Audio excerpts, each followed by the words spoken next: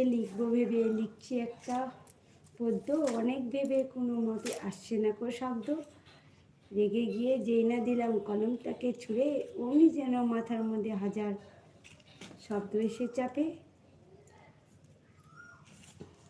শব্দগুলো যত ছিল পরপর লিখে ফেললাম, দেখলাম যে সেই হয়েছে পদ্যটা খাসা।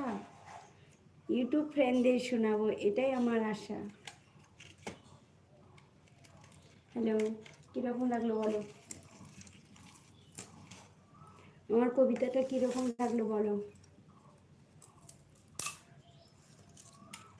থেকো না গো পরের আশায়, নিজেকে ভেবে অসহায়।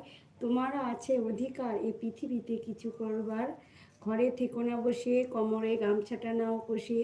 এই জীবন গড়তে হবে, লড়তে হবে, নতুন করে বাঁচতে হবে। কখনো কোনো মানুষের থেকে দৃষ্টি নিও না ফিরিয়ে। মানুষ সে তো প্রকৃতিরই সৃষ্টি যে।